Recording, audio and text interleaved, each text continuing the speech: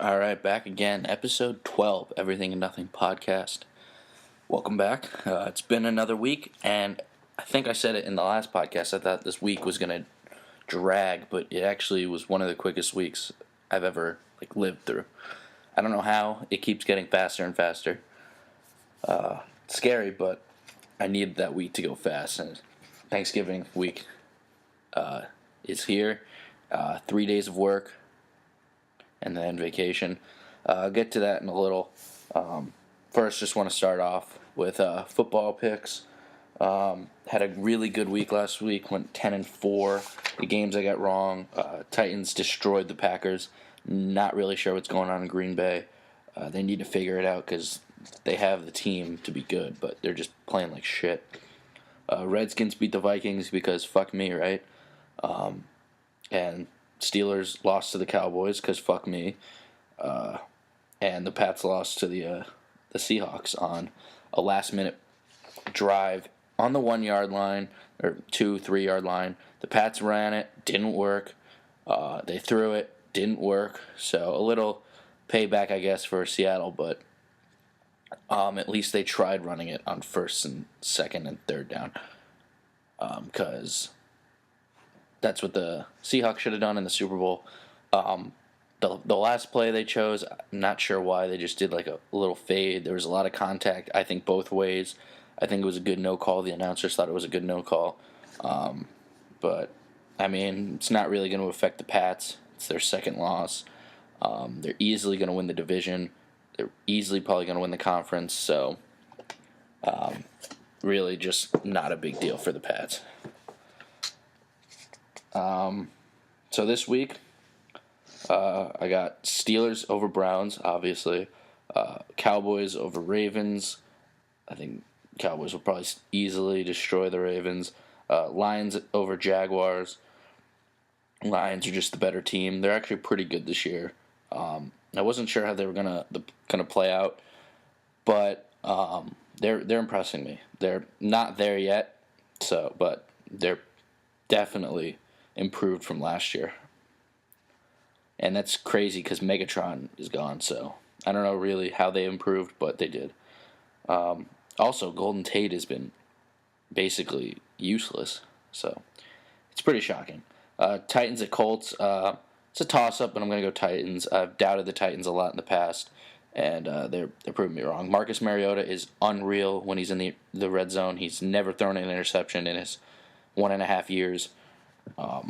Which isn't a lot, but it's still crazy that in the red zone, a young quarterback has not thrown an interception. Bills at Bengals. I'm going to go with Bengals. I wouldn't be surprised if the Bills won, but at home, I think the Bengals will take it.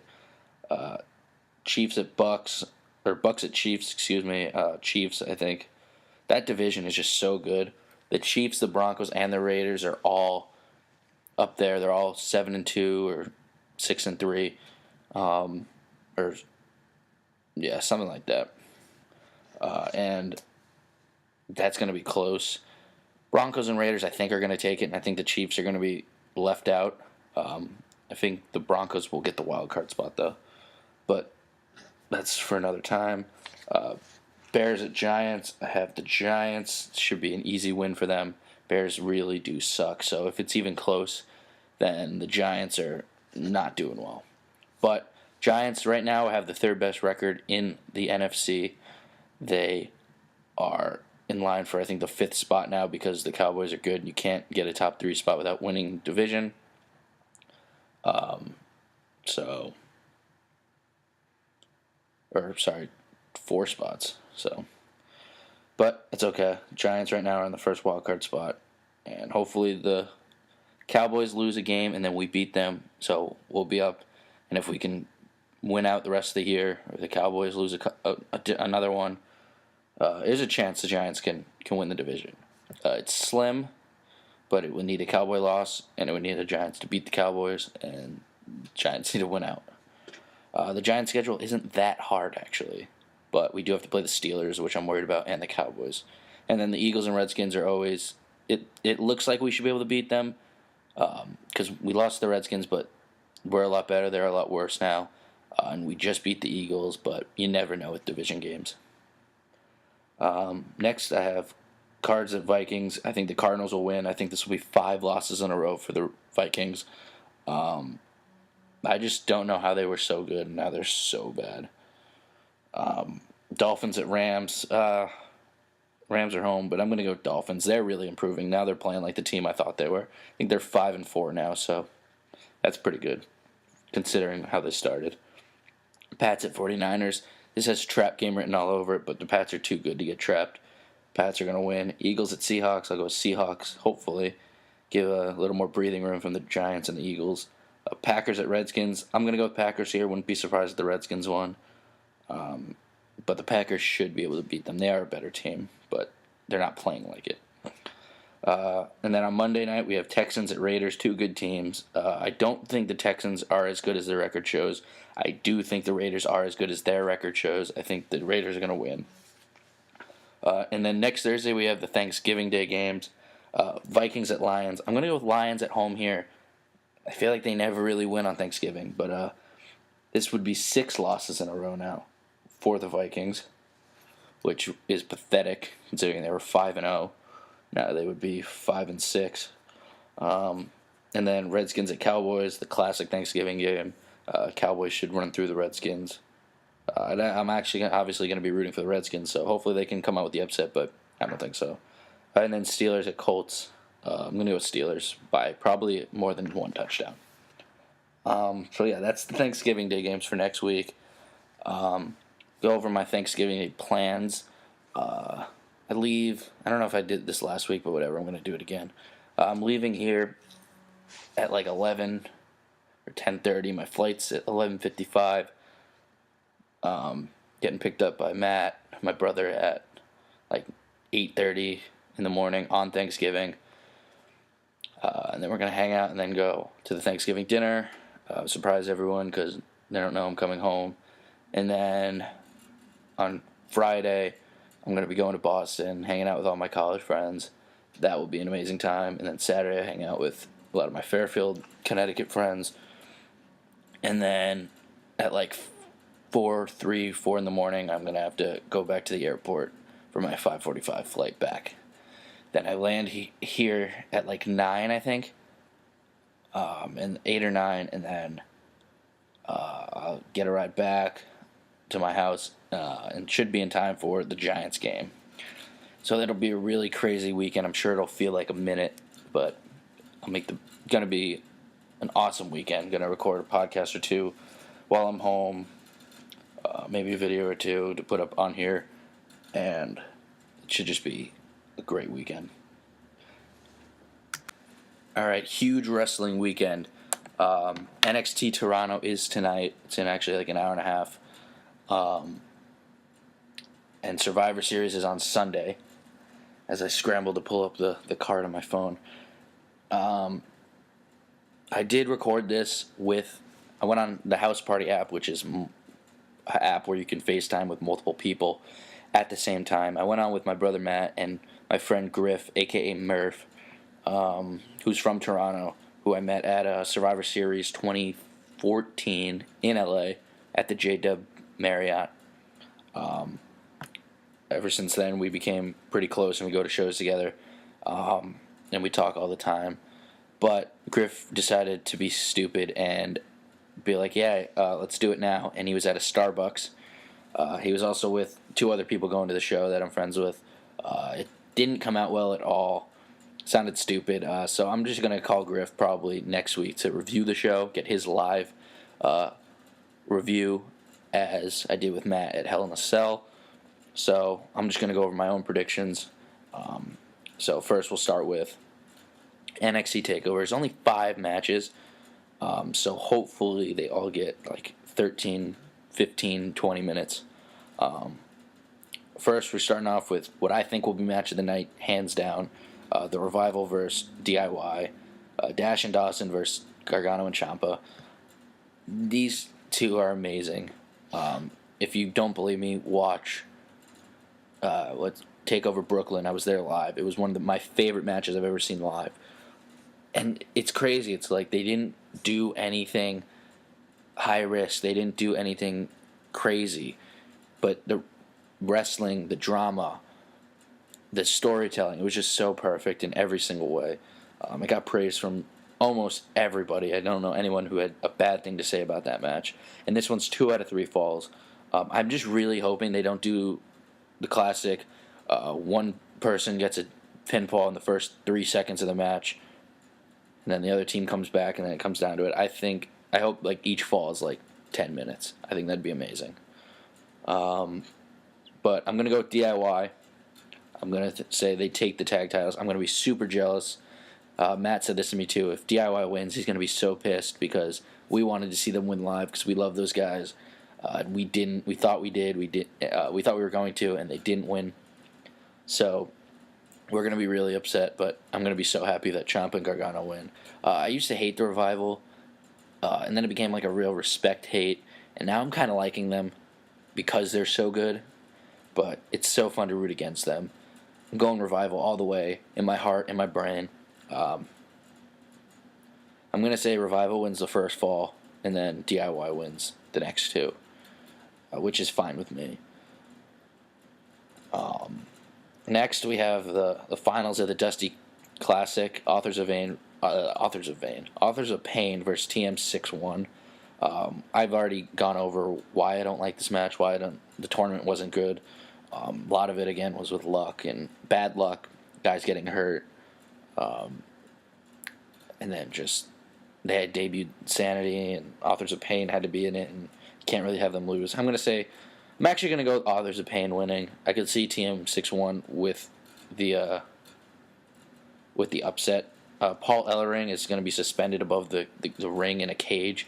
It's a cool gimmick, I guess. They've done it before, but Paul Ellering, the only time he interfered in a match, I feel like, was the last one. I'm going to say, I don't know, I can't, not, with the Ellering above the cage, I want to say TM 6-1, but I'm just going to say they give it to Authors of Pain. Going to be a weird celebration with them in the trophy. I don't know. I don't know how they're going to do it. Last year they had Goldust and Cody and the family come out, and obviously Cody's no longer with the company. Don't think they'll just have Goldust hand out the thing alone. I think it'll just probably be Triple H and Regal. I mean, I could see either team winning, but I'm just going to pick Authors of Pain. Next, I cannot wait for this match. It's Canada Boy versus Canada Boy. Bobby Roode versus Ty Dillinger. The Glorious One versus the Perfect 10. Bobby Roode's probably going to win. I love both these guys. These are two of my absolute favorites in NXT right now. Both of them are just doing an amazing job. Ty Dillinger deserves this match. He deserves any match on a card. I don't think he's been on a...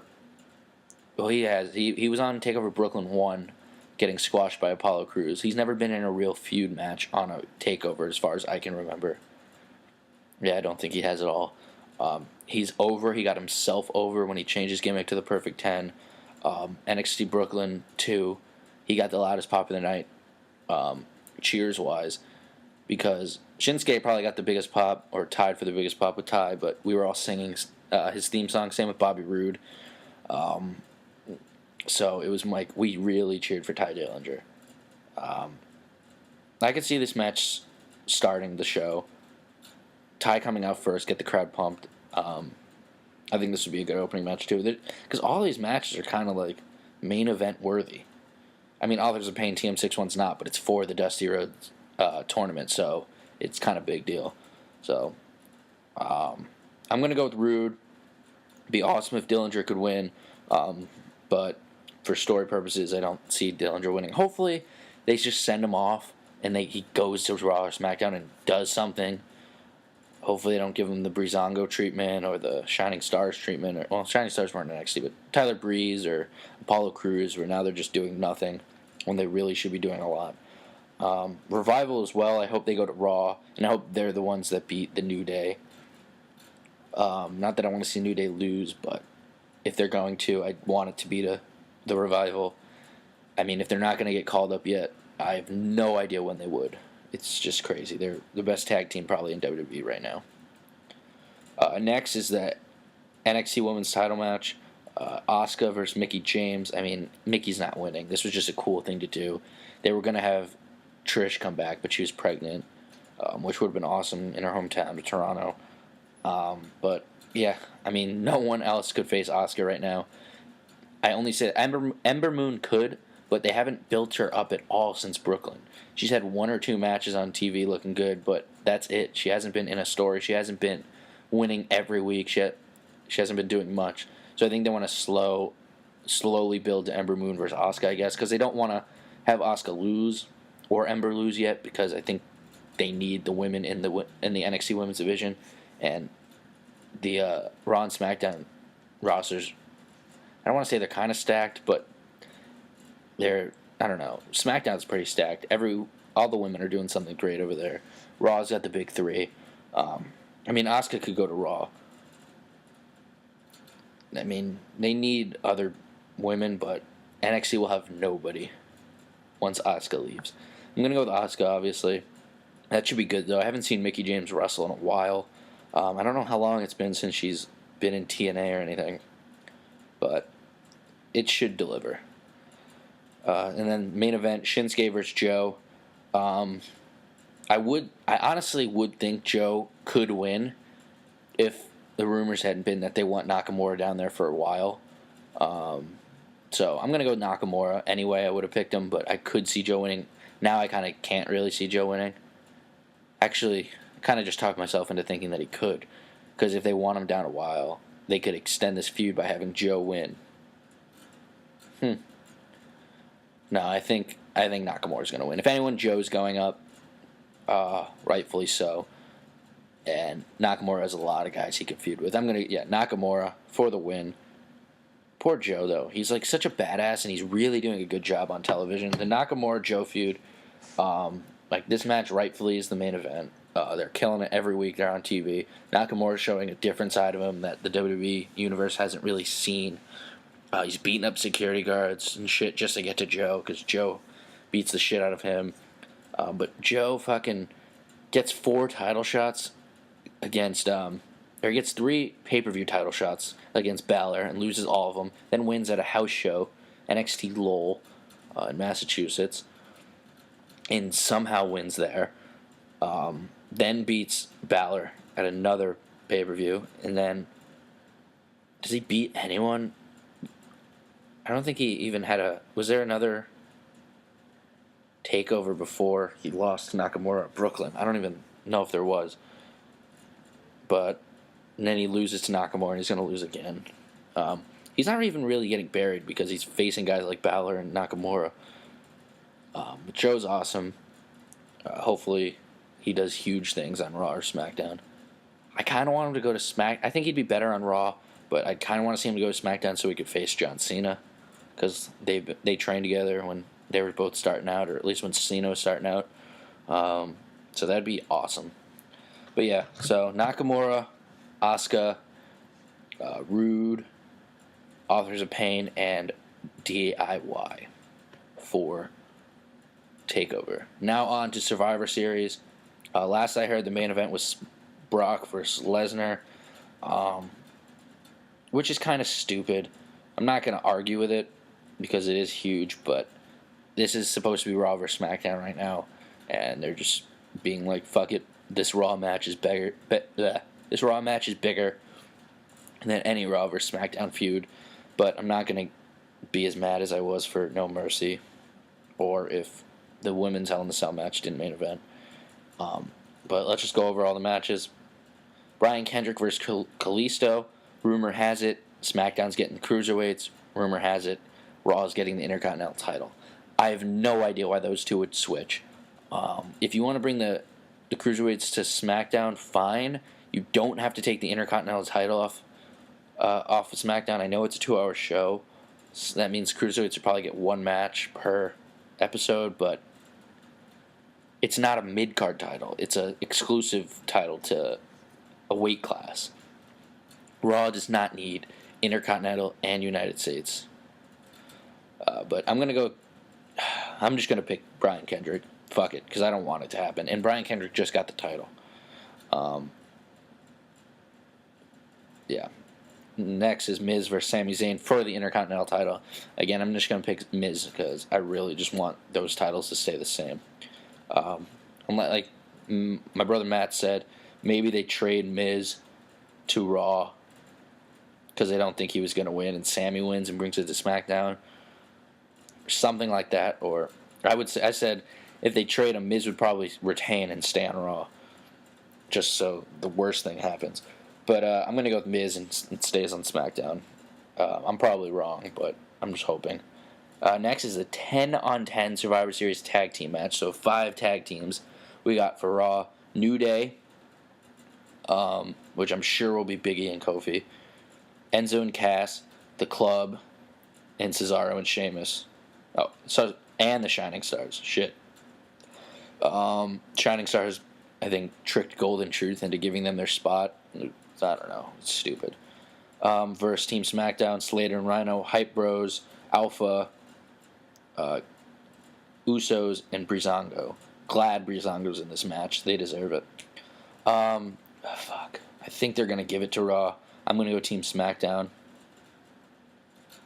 They have the better tag team division by a mile. Women's 5-on-5, Charlotte Flair, excuse me. I hate that they're calling her that now. They originally did not want her to be a Flair, and then they made her become a Flair, and now her name is Flair, so it's fucking stupid. Charlotte Flair sounds dumb anyway, especially when most other divas have one name. Charlotte, Bayley, Sasha, Nia Jax, Alicia Fox, with Dana Brooke, fucking awful. Versus Team SmackDown, Nikki, Becky, Bliss, Naomi, and Carmella. SmackDown's the better team. Raw's going to win, I think. They have the big 3, Charlotte, Bayley, Sasha. And that'll even it out, I think.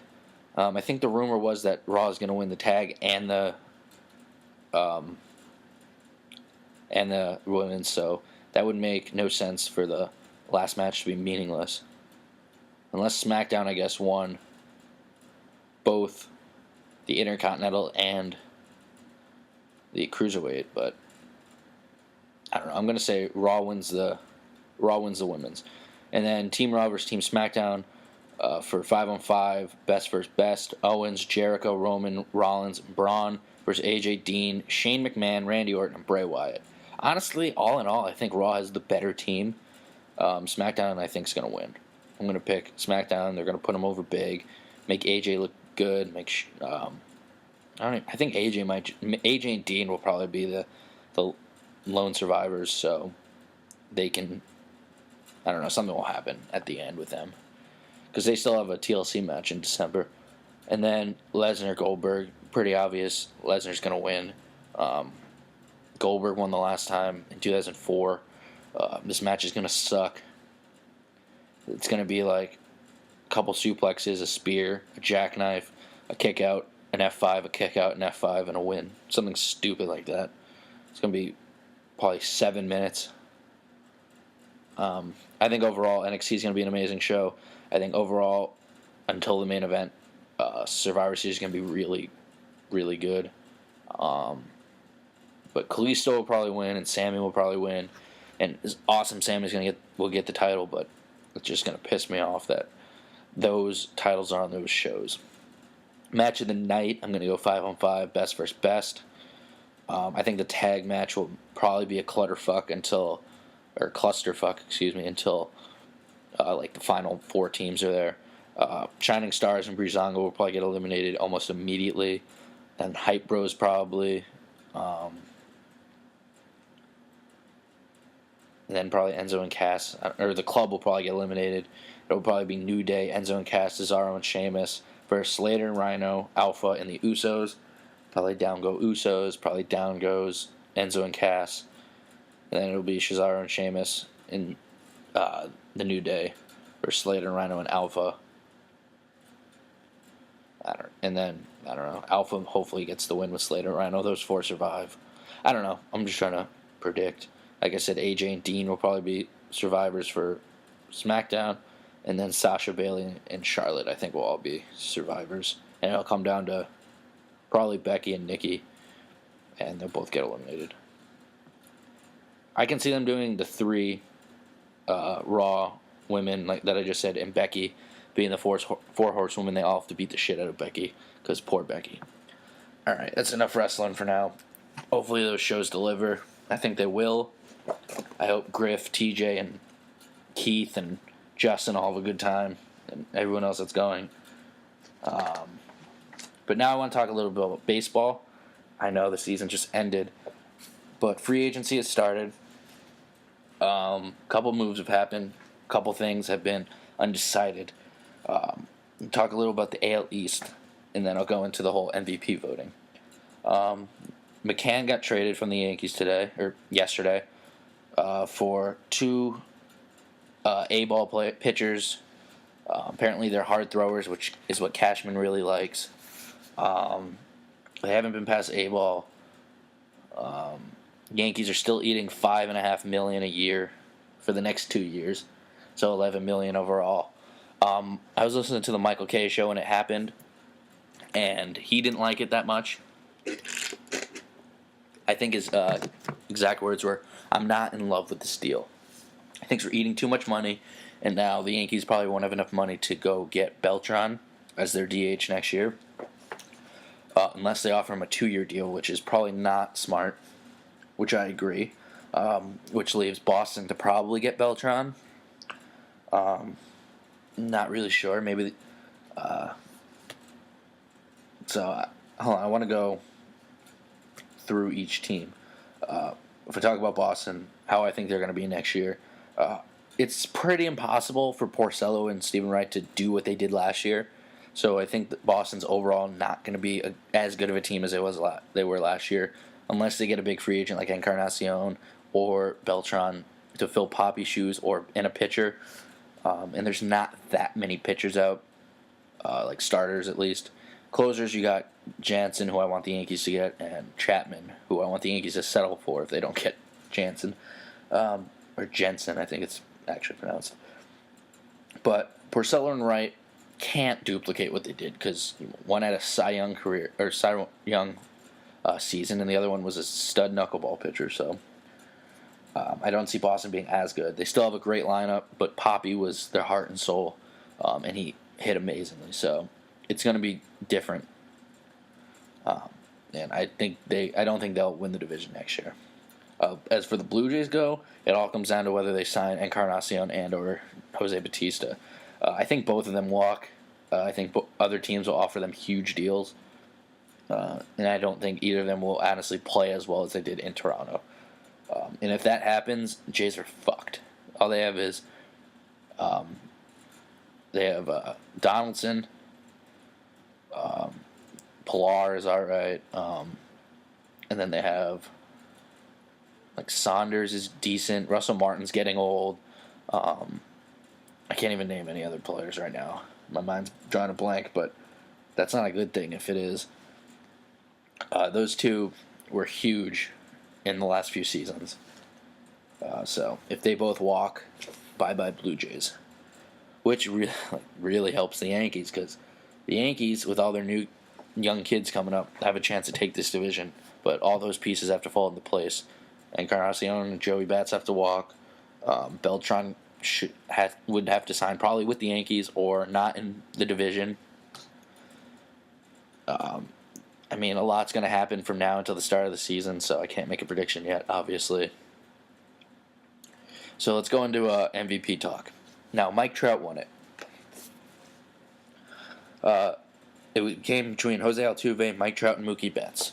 And I can't really make a definitive decision on who should get this. I'm going to read you the stats.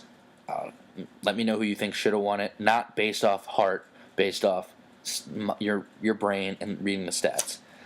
A lot of Red Sox fans I know really wanted Mookie to win it. They thought he deserved it. And he does, but so does Altuve and so does Trout. So let me just read the stats. I can't come to a definitive decision. Altuve, best average in the MLB, 338. Most hits in the MLB, 216. And he played in 161 games. He was 30 for 40 in stolen bases, had 24 home runs, and an on-base percentage of .396. Mike Trout led the league in most runs with 123, walks with 116, on-base percentage with .441, and OPS plus with 174. And he played in 159 games. His average was .315 with 29 home runs. Mookie Betts led the league in at-bats with 672 and total bases with 359. He played in 158 games. He hit for 318 and 31 home runs. Man, that is a tough decision. Mike Trout leads the leagues in the most things. Altuve had the best average. Trout had the best on-base percentage. Mookie had the most home runs out of the three. Mookie had a better average than Trout. But by far, Altuve had the best average. Fielding-wise, all three of them are incredible. It's really hard to decide. I think it just came down to Mike Trout dominated most categories. And his average was only a couple points behind Betts. His home runs were 2 behind Betts. So I think that's what it came down to. It was close enough in the stats that Betts won, and it was close, and Trout won a lot of other things. Altuve, I think, got snubbed the most. I think average is one of the most important things. He stole a lot, which the other guys didn't do as much, and he was caught stealing the least amount of times, actually. And his home runs were 7 behind Betts. I don't know. It's really tough. I think all three guys deserve it. I understand why they gave it to Trout, and I'm going to go over the his team sucks aspect. And again, I was listening to the Michael Kay show. He hates that Trout won because his team sucks. It's called Most Valuable Player, not Best Player on Best Team award. It is a personal stat. It's about personal stats, and it's about who has the best numbers. Who brings the most value to their team. I think if you replace Trout and you replace Trout with Mookie, same season for both, same division standings for both. No way Mookie Betts goes on, or Altuve go on to the Angels, and that team is a winning team without Trout. Let me clarify. If Trout leaves, Mookie comes in, there's no way they have any of a better record. It comes down to who values the team most. And especially when a team like the Red Sox and a team like the Astros, you know how much support Mookie Betts had last year? Hanley, Ortiz, Pedroia. Who else? A couple other guys I'm forgetting. Jackie Bradley Jr. That was the other one. You know how much support he has? They don't have to pitch to Mike Trout. They have to pitch probably to Mookie Betts more. And I guess more as the league went on, they decided he might be the more dangerous option than Jackie or than Pedroia. But there's so much power in that lineup, and there's so much just hitting skill. There's so many good hitters, I guess is what I'm trying to say, that you pick your poison. And sometimes they probably choose to throw to Mookie over the others. You really don't have that. Besides, you only have Pujols in Los Angeles, and I'd pick Pujols over Trout every time. So when they do pitch to Mike Trout, he does the job. So I think that's kind of stupid, because it's baseball. It's an individual team sport. You cannot single-handedly bring your team to the playoffs. You can't. If you can be the best, you can hit 600, and if your pitchers suck, you're not making the playoffs. If you have no other hitting on your team, you're not making the playoffs. The Red Sox had 2 really good pitchers and a great lineup, and they only got past the first round of the playoffs. Or no, they didn't get their first round of the playoffs was. Right, they faced they lost the Indians, whatever the fuck that was, first or second round. The Cubs literally had every position filled perfectly, and the Indians basically did as well. But like what I'm saying is, you can't. It does not matter what your team is. I think for MVP, I think that's stupid.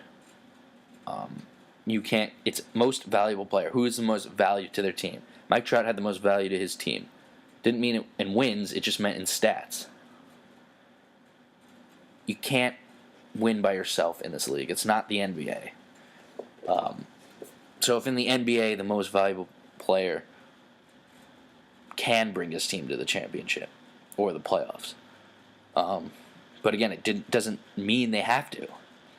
If Kristaps Porzingis has the best average in points, rebounds, has some assists, and blocks a lot, but the Knicks fall short of the playoffs.